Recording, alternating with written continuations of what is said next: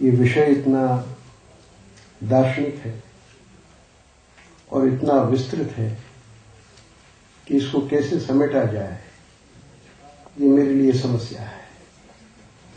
लेकिन मैं कोशिश करता हूं कि कुछ ऐसे पहलू आपके सामने रखूं जो कि समसामयिक संदर्भ में बहुत ही आवश्यक है और जो देश को झंझना रहे हैं और जिनका संबंध देश के भविष्य के साथ भी है।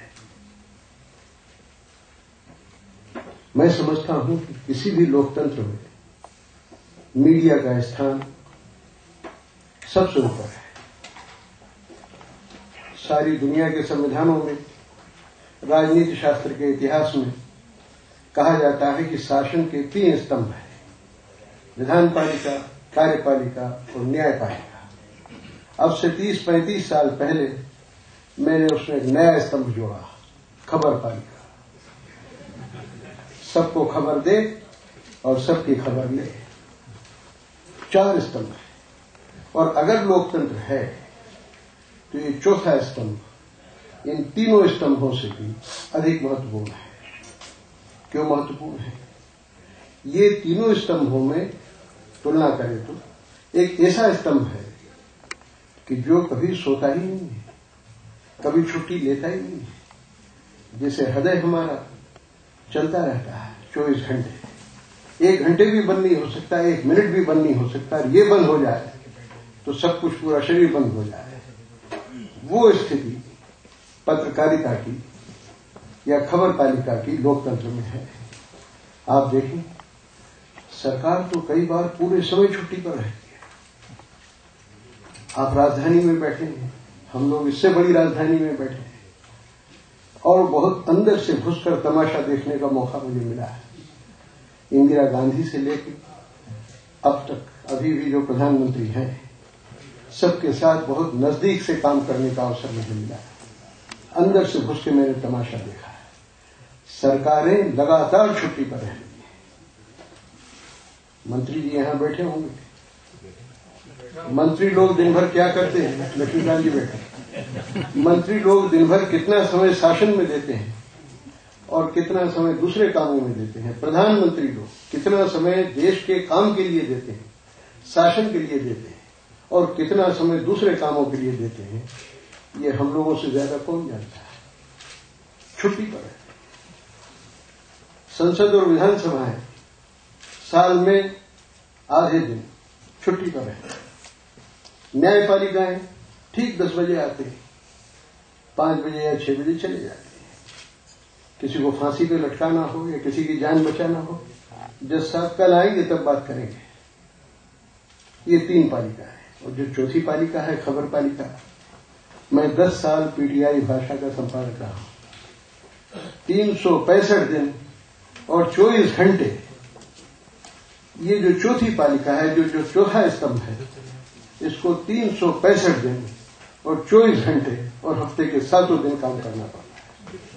अगर 1 घंटे के लिए भी देश के अखबार बंद हो जाए, टेलीविजन चैनल बंद हो जाए, रेडियो आकाशवाणी वगैरह बंद हो जाए, तो आप जरा कल्पना कीजिए कि देश का हाल क्या होगा। 24 घंटे काम करना होता है। हमारा कोई समय नहीं है। दिन रात सुबह शाम हजारों लोग हमारे पत्रकारिता में जो लोग हैं काम करते हैं, जैसे कि हृदय काम करता है। लोकतंत्र के लिए सबसे बड़ा खतरा हो जाए अगर ये जो चौथा स्तंभ है ये शिथिल पड़ जाए या काम करना बंद कर दे।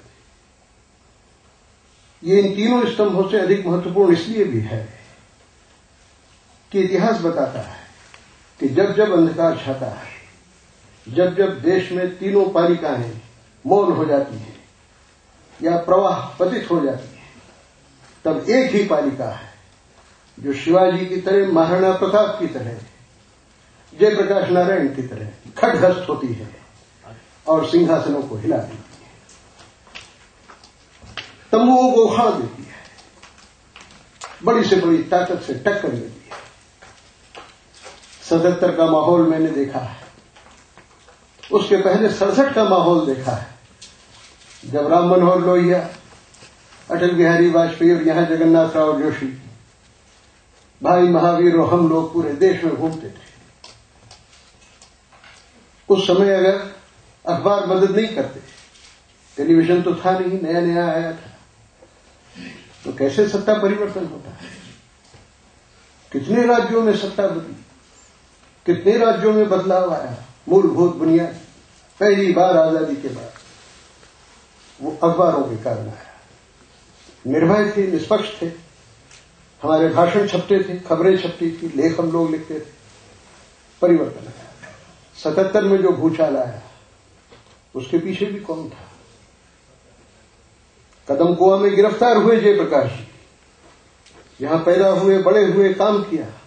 4 आदमी उनके बाद सुबह सुबह गिरफ्तार हुए, दोपहर को जेल जाने वाले नहीं मिले, इतने डर गए।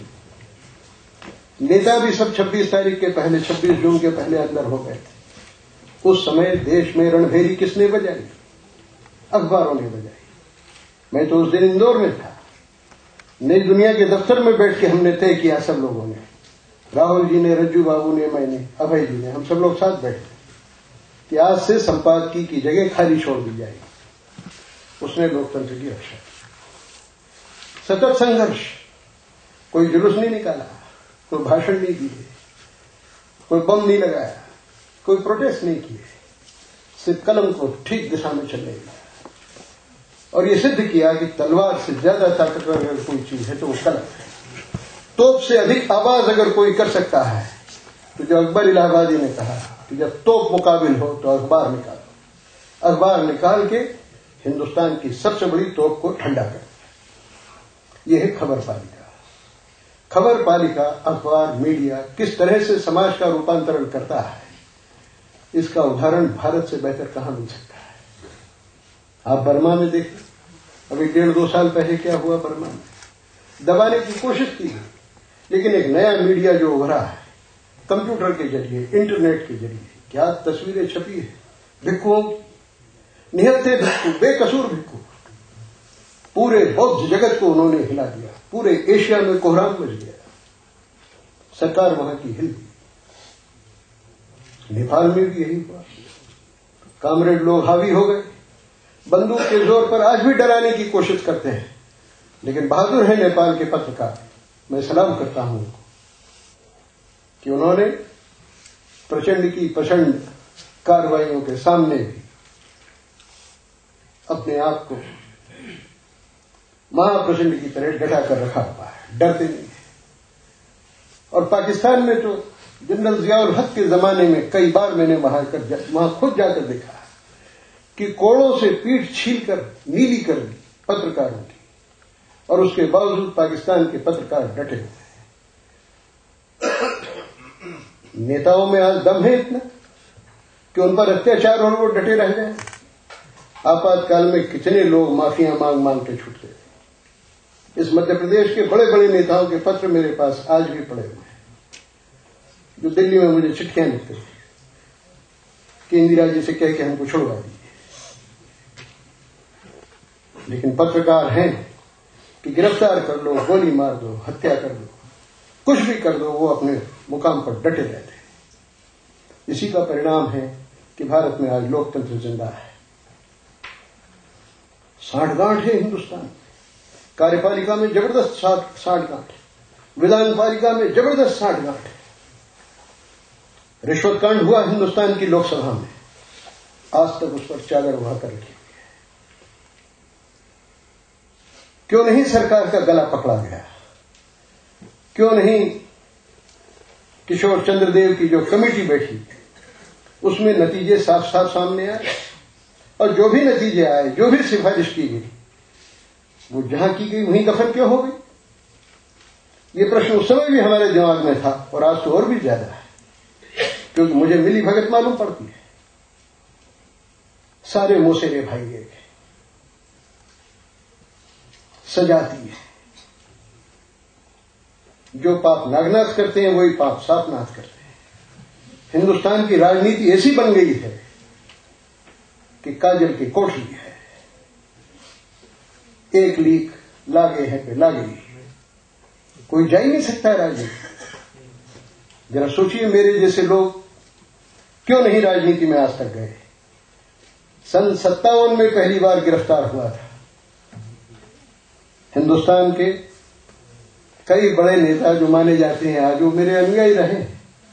मध्य प्रदेश के मुख्यमंत्री और मंत्री मेरे साथ काम करते थे जब हम कॉलेज में थे। ये लोग सब राजनीति में चले गए, मेरे जैसे लोग बाहर बैठे। क्यों बैठे? क्योंकि मुझे मालूम है कि काजल की कोशिश है, जाऊंगा तो मुझे वही धंधे करने पड़ेंगे जो दूसरे कर रहे हैं, उसके बिना चल ही नहीं सकती है राजनीति। राजनीति का स्वरूप ऐसा हो गया है। इसलिए कार्यपालिका से आप सोचो कि वो आदर्श की रक्षा कर लेगी, वो लोकतंत्र की रक्षा कर लेगी, वो संविधान की मर्यादाओं का पालन कर लेगी। और संसद, जिसे हम संप्रभु कहते हैं, हमारी सार्वभौमिकता का प्रतिनिधि कहते हैं, उसकी कितनी दुर्दशा है। आपको याद दिलाऊं, आप में से जो थोड़े बुजुर्ग हैं, राजीव गांधी के जमाने में मानहानि विरोधी विधेयक पारित हुआ। कितने लज्जा की बात, लोकसभा ने पारित कर दिया उसको, मानहानि विरोधी विधेयक। किसी ने खड़े होकर विरोध तक नहीं किया। मैं सत्तारूढ़ दल की बात कर रहा हूं, विरोधी दल तो करते ही हैं। विरोधी दल तो अच्छी बात का भी विरोध कर देते हैं, लेकिन जो गलत बात है उसका सत्तारूढ़ दल के लोग खड़े होकर विरोध क्यों नहीं करते? नहीं विरोध किया गया, पास कर दिया सदन। दूसरा सदन भी अगर उसको पास कर देता तो जो खबर पालिका है उसके गले में फंदा डालने की तैयारी होगी। हिंदुस्तान में सांसदों को चुन के कौन भेजता है? हिंदुस्तान की जनता भेजती है। वो जनता के सेवक है, जनता के प्रति उत्तरदायी है। लेकिन संसद की जो दुर्दशा है आज हिंदुस्तान में, वो क्या है? सारे सांसद नेताओं की जेब में पड़े रहते हैं। नेता जिधर चाहते हैं उधर वो वोट कर देते हैं, नेता जिधर चाहते हैं वैसा भाषण वो दे देते हैं। वो जनता का प्रतिनिधित्व कर रहे हैं या अपनी पार्टी के नेताओं का प्रतिनिधित्व कर रहे हैं? ये अपने आप में एक अनैतिक काम है। किसी के पास अंतःकरण नहीं है, सिर्फ जुबान है, उस जुबान को चला देते हैं लोग, और नेता की और पार्टी के इशारे पर जुबान चला देते हैं। मैं कोई जो यहां सांसद विराजमान है उनसे ये नहीं कह रहा हूं कि आप अनुशासन भंग करें, उनसे मैं ये नहीं कह रहा हूं कि आप अपनी पार्टी मर्यादाओं को छोड़ दें, लेकिन मैं आपसे पूछता हूं कि सबसे बड़ी मर्यादा क्या है? सबसे बड़ी मर्यादा जनता की मतदाताओं की इच्छाओं को साकार करना, उनको सगुण रूप देना। अगर उनको सगुण रूप नहीं दे सकते हैं तो आप उनके प्रतिनिधि होने के लायक नहीं है। संसद को खिलौना बना दिया गया। संसद की जो दुर्दशा भारत में इस समय हो रही है, बहुत कम दुनिया में ऐसी संसदों की होती है। और न्यायपालिका की क्या स्थिति? 3 करोड़ मुकदमे जिस देश में लंबित हों, और लंबित यानी कोई 3 दिन या 3 महीने या 3 साल लंबित नहीं, 30-30 साल से, 50-50 साल से, 60-60 साल से लटके पड़े हैं अधर में मुकदमे, 3 करोड़। और जहां जजों का महाभियोग चलता हो, इम्पीचमेंट होता हो, जजों के रिश्तेदारों के घर पे छापे पड़ते हैं, जिनकी आमदनी कुछ हजार रुपया महीना भी नहीं है, उनके घर में करोड़ों रुपए की संपत्ति होती है, और वही जज हिंदुस्तान के मानव अधिकार का अध्यक्ष बन जाता है। और खुलेआम कहा जाता है कि 15 जो सर्वोच्च न्यायाधीश हुए हैं उनमें से 8-9 भ्रष्ट हैं, और उसको कोई चुनौती देने वाला नहीं इसका। इससे क्या, किस नतीजे पर हम पहुंचते हैं कि हमारा लोकतंत्र बहुत खतरे की स्थिति में पहुंच गया है। उसको बचाने के लिए कौन खटग्रस्त होगा? जो खटग्रस्त होगा वही इस खबर पालिका का, जो खटग्रस्त होगा, जो इस देश को बचाएगा, इस देश के लोकतंत्र को बचाएगा, वो कौन है? वो है आम जनता, वो है आम पाठक, वो है आम दर्शक। यही हमारी खबर पालिका की जान है, जाने मन है, जैसे फारसी में कहते हैं। आम जनता हमारी जान है, हमारी प्राण है। इसीलिए मैं कहता हूं कि समाज से और संस्कृति से जितना गहरा संबंध खबर पालिका का है, इन 3 अन्य पालिकाओं का नहीं है। अभी आपको सच्चिदानंद जी ने बताया कि कैसे खबरों को तोड़ने मरोड़ने के लिए, सिर्फ खबरों में जमे रहने के लिए किस तरह से युति भंग होता है, किस तरह से मर्यादा का उल्लंघन होता है। पत्रकारिता के सामने भी भयंकर संकट है। मैं भूल न जाऊं इसलिए एक बात पहले बोल देता हूं कि मैंने पिछले दिनों लिखा और इसको कई जगह कहा भी। परसों हम नागपुर में थे, रामदेव जी आंदोलन चला रहे। वो हमारे परम मित्र हैं, साथी हैं, बचपन से उनको देखता हूं, तेजस्वी हैं, मुझे उनमें बड़ा विश्वास है, वो हिलाएंगे इस देश को। मैंने वहां भी कहा कि भ्रष्टाचार निवारण के लिए सिर्फ ये काफी नहीं है कि जो चुनाव लड़ता है वो अपना हिसाब भरे चल संपत्ति का। जो चुनाव लड़ता है एक बार हिसाब भरता है और 5 साल बाद 100 गुना संपत्ति होने के बाद या तो चुनाव से खिसकने की कोशिश करता है या कोई और तिकड़म करके तलाश करके अगले 5 साल बाद भरता है। मैंने कहा कि देश में एक नियम बनाओ, कठोर कानून बनाओ कि हर चुनाव लड़ने वाला जब चुना जाता है उसके बाद प्रतिवर्ष अपना संपूर्ण वित्तीय ब्यौरा चल अचल संपत्ति का न केवल भरे बल्कि भर के उजागर करे। और उजागर करने पर हम लोग जो मतदाता लोग हैं, हम जो साधारण नागरिक लोग हैं, उस पर कड़ी निगरानी रखें। और ये नियम सिर्फ सांसदों, विधायकों, नगर पालिका, पंचायतों के सदस्यों पर ही नहीं हो। ये नियम भारत के समस्त राजनीतिक दलों के अध्यक्ष और अध्यक्षा और उनके बेटे और बेटी और भतीजे वगैरह भी अगर हो तो उन पर, परिवार के निकटतम लोगों पर, नीचे तक, पंचायत स्तर तक जो पार्टियों की कार्यकारिणी के सदस्य हैं उन सब पर भी लागू। परिणाम क्या होगा? राजनीति में वो लोग जो पैसा बनाने के लिए आना चाहते हैं डर के मारे भाग खड़े होंगे। ये राजनीति के, भारत की राजनीति के शुद्धिकरण के लिए प्रस्ताव मेरा है।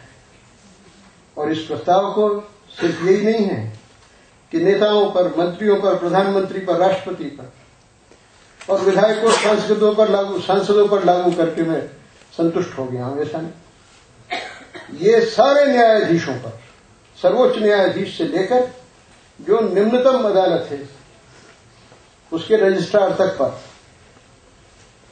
उसके जो बाबू लोग हैं उन तक पर यह लागू होना चाहिए।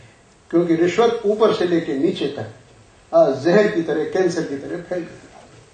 और सिर्फ न्यायपालिका ही नहीं, सिर्फ कार्यपालिका, विधान पालिका, न्यायपालिका ही नहीं, चंदन जी ये खबर पालिका पर भी लागू होना चाहिए। मुझे कहते हुए बहुत शर्म महसूस होती है कि पत्रकारिता में भी ऐसे लोग हैं और उनके प्रति मेरे मन में घृणा नहीं है। उनकी मजबूरी है, जैसे नेताओं की मजबूरी है रिश्वत खाना, झूठ बोलना, बेईमानी करना, धोखा देना। ऐसी मजबूरियां पत्रकारों की भी है। अटल जी कहा करते थे पहले, 30-35 साल पहले, कि कोई स्त्री सदाचारिणी हो वो तो सदाचार पूर्वक रह सकती है, लेकिन दूसरे लोग, यार लोग रहने दें तब तो। पत्रकार तो बेचारे रह सकते हैं। कितनी तो उनकी तनख्वाह होती है और कितनी उनकी सुविधा होती है और किस कदर परेशानी होती है, रह सकती है, लेकिन उनको लोग रहने नहीं देते। उनको नेता, उद्योगपति, दूसरे विज्ञापन वाले, निहित स्वार्थों वाले लोग फिसल पट्टियां लगा देते हैं। अब फिसल पट्टी पे जो न फिसले ऐसे लोग तो बहुत कम होते हैं। कि फिसल पट्टी हो उस पर फिसलने की बजाय अपनी टांग तोड़ाने के लिए तैयार हो और कूद के नीचे चला जाए, ऐसे लोग कम होते हैं। तो मैं ये प्रावधान पत्रकारों पर भी लागू करना चाहता हूं कि जितने पत्रकार हैं, जितने संपादक हैं, जितने समाचार संपादक हैं, जितने रिपोर्टर और चीफ रिपोर्टर्स हैं और अखबारों के मालिक भी हैं। मैं पायनियर और इंडियन एक्सप्रेस जैसे अखबारों की बात नहीं कर रहा हूं। ये तो बेचारे मालिक भी और मजदूर भी हैं, मजदूरी करते हैं, दिन रात मेहनत करते हैं, जो अखबार की आड़ में दुनिया भर के व्यवसाय करते हैं। उन सब के लिए और इनके लिए भी और हमारे जैसे आदमियों के लिए भी ये नियम जो नेताओं पर लागू होता है, जो न्यायाधीशों पर लागू होता है, हम पर भी लागू होना सलाम करने योग्य है, प्रणाम करने योग्य है, सारे एशिया को प्रेरणा देते हैं। और भारत के पत्रकारों और खबर पालिका के कारण ही आज भारत डटा हुआ है। आप देखो जरा पड़ोसी देशों पर नजर डालो। श्रीलंका में 5-6 संविधान बन चुके हैं। कभी अध्यक्षात्मक सरकार बनती है, प्रेसिडेंशियल फॉर्म ऑफ गवर्नमेंट बनती है, कभी संसदात्मक सरकार बनती है, कभी केंद्रीकृत सरकार बनती है, कभी विकेंद्रीकृत सरकार बनती है, कभी ये संविधान उलट दिया, कभी वो संविधान उलट दिया। और पाकिस्तान में तो संविधान की तो बात ही क्या, सरकार ही उलट दी। और नेपाल में सरकार ही नहीं, पूरी शासन व्यवस्था ही उलट दी। हिंदू राष्ट्र और उसमें कामरेड राष्ट्र बन गया, कामरेड छा गए। अब पीपुल्स रिपब्लिक ऑफ नेपाल बन गई। और अब भी चेंज नहीं है ये करने के बाद। बर्मा में देखिए क्या हुआ, कई संविधान नष्ट हो गए और जो संविधान बना है वो जनरलों की जेब में रहता है। मालदीव में क्या हुआ, मालदीव में 40-50 गुंडे घुस गए, 1987 की बात है। और गयूम की सरकार उलटती, 3-4 घंटे गयूम लगभग गिरफ्तार है। अगर हमारी फौजें नहीं जाती तो गयूम का बचना, मालदीव का बचना मुश्किल हो जाता। सिंगापुर से आए गुंडों ने राष्ट्रपति को बंधक बना दिया। श्रीलंका में क्या हुआ, 1971 में अगर श्री माओ बंदार नायके फोन नहीं करती और फोन दिल्ली में नहीं मिला, तिरुवनंतपुरम के कलेक्टर ने उठाया फोन, मिलता ही नहीं था उस जमाने में। उस कलेक्टर ने यहां प्रधानमंत्री को कहा कि उनको मदद चाहिए, तो हमने यहां से हेलीकॉप्टर भेजे और जान बचाई, वरना वहां कू हो जाता, श्रीलंका में कू हो जाता। अफगानिस्तान की हालत देख ही रहे, मेरा प्रिय देश है, हर साल वहां जाता हूं। कितनी दुर्दशा है। संविधान 1964 में बना था, उसके पहले एक और बना था 1929 में। कहां है वो संविधान? रब्बानी ने भी बनाया, हामिद करज़ई ने भी बनाया, कहां है वो सारे, कहां है वो व्यवस्था? न राजतंत्र है, न लोकतंत्र है, न कुलीन तंत्र है, न पठान तंत्र है, न ताजिक तंत्र है। चारों तरफ तबाही का माहौल है और उस माहौल में कोई प्रकाश स्तंभ की तरह खड़ा है तो उसका नाम भारत है। और ये भारत जो प्रकाश स्तंभ की तरह खड़ा है, जिसका संविधान अभी भी चल रहा है, जिसकी अर्थव्यवस्था नेताओं के बावजूद अभी भी चल रही है, इस न्यायपालिका की कमजोरी के बावजूद अभी भी न्याय हो रहा है इस देश के अंदर, कोई कोहराम नहीं मच रहा है, कोई अराजकता नहीं हो रही है, तो उसका कारण जनता की जागरूकता है। और जनता को जागरूक किसने बनाया? महान पत्रकारों ने, निष्पक्ष और निर्भीक लिखने वालों ने, सत्य बोलने वालों ने। पत्रकार के लिए सत्य से बड़ी कोई चीज नहीं है। इस मामले में मैं पत्रकारों को न्यायाधीशों से और नेताओं से भी एक पायदान ऊपर रखता हूं। क्यों रखता हूं? नेताओं के लिए देश सबसे बड़ी चीज है। अपने देश की हित की रक्षा करना हो तो झूठा सच्चा जो करना है करे, करना होता है उसको। लेकिन मैं समझता हूं कि पत्रकार एक ऐसी जाति है, एक ऐसा संप्रदाय है, एक ऐसी प्रवृत्ति है कि जो व्यक्ति से भी ऊपर है, संगठन से भी ऊपर है और देश से भी ऊपर है। मेरा देश अगर दुष्टता करे, किसी पड़ोसी देश पर जबरदस्ती हमला करने की कोशिश करे, मेरे देश के सैनिक जाकर किसी पड़ोसी देश को लूटने की कोशिश करें, वहां की स्त्रियों के साथ बलात्कार करें, तो पत्रकार के नाते मुझे क्या करना चाहिए? नेता के नाते तो मुझे अपने फौज की रक्षा करना हो। अच्छा नेता मैं तभी साबित हूं, और अगर मैं नेता हूंगा तो मैं जरूर करूंगा और उसमें गर्व अनुभव करूंगा, क्योंकि वही मेरा धर्म है। लेकिन अगर मैं पत्रकार हूं, अगर मैं खबर पालिका का सदस्य हूं, एक विनम्र उसका सिपाही हूं, तो मुझे क्या करना चाहिए? मुझे सत्य की रक्षा करनी चाहिए। हमारे अपने सैनिकों का मुझको विरोध करना चाहिए। हमें अपनी सरकार का विरोध करना चाहिए जो मानवता के विरुद्ध जाती है। अगर भारत की सरकार परमाणु बम बनाती है और क्रोध में आकर, अहंकार में आकर, प्रतिक्रिया में फंसकर बेकसूर लाखों लोगों को मारने की कोशिश करती है, बम गिराने की कोशिश करती है, तो मानवता के पुजारी होने के नाते, सत्य के रक्षक होने के नाते, सर्वहितकारी होने के नाते, वसुधैव कुटुंबकम को मानने वाली होने के नाते, भारत की उस महान परंपरा के संवाहक होने के नाते हमें अपनी सरकार का विरोध करना होगा। उनको बताना होगा कि आप जो कर रहे हैं वो ठीक नहीं कर रहे। और ये बात स्वयं पर भी लागू होती है। पत्रकार को अपना आलोचक स्वयं होना पड़ता है। अपने बारे में भी बड़ी कठोर दृष्टि रखना पड़ती है। अपने अभिमत को भी स्वयं बराबर जांचते खंगालते रहना पड़ता है। इसलिए आप देखें कि देश में वो अखबार श्रेष्ठ है, वो पत्रकार श्रेष्ठ है जो अपने आलोचक स्वयं है। पायनियर में मैं देखता हूं कि यहां वो पत्रकारिता का उद्धार करेगा, भारत का उद्धार करेगा और मानवता का उद्धार करेगा। वो बात क्या है? क्या कहा उन्होंने? अद्येव मरणमस्तु युगांतरेवा